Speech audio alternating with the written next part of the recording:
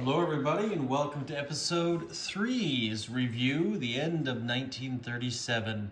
I'm Panzer King in the Lion's Den. This is for Operation Crimson Tide. Quick review of what has happened and what has gone on, especially over the last 3 turns. So let's just look in front of our screen here and we can see, well, the Spaniards have won, well I shouldn't say the Spaniards, the nationalists, Franco's nationalists, have won the Spanish Civil War and has united Spain under one banner.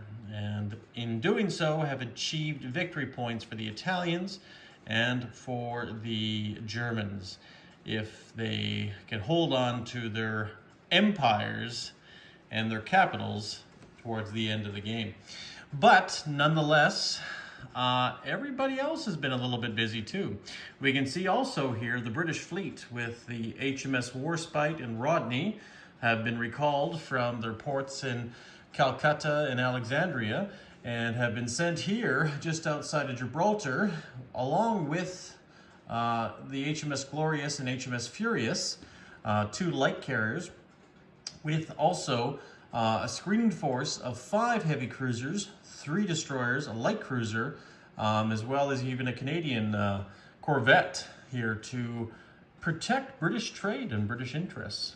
And so it is a very sizable and beautiful fleet they have amassed there. But up here in the north of the fleet, you have U-183, and down here U-35 and U-325 heading out to do sneaky things. Sneaky German things, I suspect, nonetheless. But the British have had a plan. They are moving things all across the map there. We can see the medium bombers come down here from England down into Gibraltar.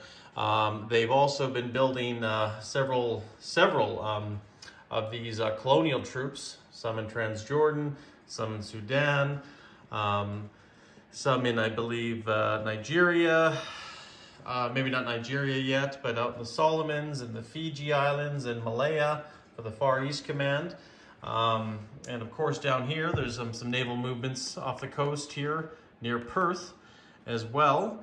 And ultimately the Australians have picked up their Canadian brethren and have taken them on a vacation to the Line Islands here in the Pacific. I'm not sure where they're bound for, but we can only guess that they're heading somewhere closer to a potential conflict. Speaking of conflict, the Japanese are interesting naval movements. They have massed quite a naval force here off the coast of Formosa and have a lot of troop transports as well as troops in that area, as well as in the north. And they have massed quite a few forces up here in the north, up against the warlord Fuzoyi. And we might be thinking that they might be planning an aggressive move to gain territory in the north, and possibly even with our allies, the KMT, the Chinese KMT. And of course, the Russians in China made an aggressive move into Peking and have now propped up a puppet government there. So yeah, interesting, very interesting, and also very worrying what's going on here in China. The main Japanese fleet hasn't moved, but we can only suspect that they might. The Americans have kept an eye on this potential conflict, but haven't done too much. They have their, they have their ships here in San Diego. There's rumors that President Roosevelt might eventually send them to the Hawaiian Islands. Pearl Harbor is possibly a new naval base there, but we don't know that for sure yet. That might be several years away. But nonetheless, we have kept our eyes on the Japanese, but also the Germans. Well, those Germans, they have annexed all of Austria and all of Slovakia and the Sudetenland, and it has caused great alarm with the French and the British. So their warring time incomes have gone up, and you can see the French fleet has been called back to port down here in Toulon, as well as French units are on the move, transports are on the move. So we'll have to see what the French have decided to do. Here, down here in northern Algeria, they're massing a sizable force, possibly for if something happens to France or an incursion, or possibly, who knows. Over here in South America, things are heating up a little bit more, as usual.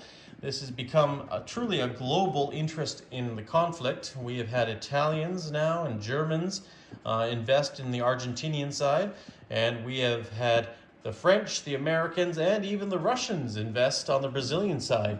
And it's actually getting quite exciting down here. And this turn alone, an artillery, a marine, and a transport was lend-leased to the Brazilian armed forces. And we have 2 more infantry, I believe, this turn that was lend-leased to the Argentinians. But slowly but surely, with the help of the Soviets, we have, or I shouldn't say we, but the Americans have been helping the Brazilians to slowly gain an advantage down here. So this war could be a long war, but also a very interesting war, since in episode 1 we rolled that influence, special events influence unit, special events random die roll in South America.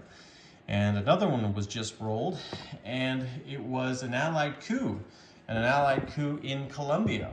Perhaps the Colombians up here now swung to the pro-Allied side, worried about possible Axis aggression down there. So we'll have to keep an eye on the Colombians. Maybe they might want to come over to the good guys' side.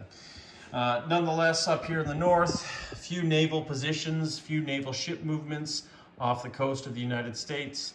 The British Empire has brought down the HMS Nelson just off southwest England, or southwest England in Cornwall. So, and they've obviously upgraded a lot of troops. They're moving troops around their empire, slowly getting activated in case the worst were to happen. The Russians have been quite peaceful on many borders, and they have not gone up to too many shenanigans, but they can only do that until 1939, or at 1939. So that's about it right now. Turkey, well, there's 2 Italians and 1 Soviet influence points down there. So we'll have to keep an eye on what they decide to do. But nonetheless, since the theater to look at Spain has now obviously gone fascist, we might have to start looking at China and indeed South America for global conflicts going on this game. And so far I'm actually enjoying the South American expansion. With a random events roll early on with this war, it has actually made things very interesting. So we'll have to see what happens, and we're going to see what 1938 has in store for us. But hopefully, we won't be going to war, and everybody will be peaceful and realize that we all can coexist. But I don't know.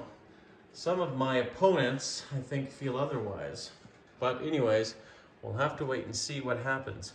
So this is Panzer King in the Lion's Den signing out, and we'll see you guys in 1938. You guys all stay classy and take care.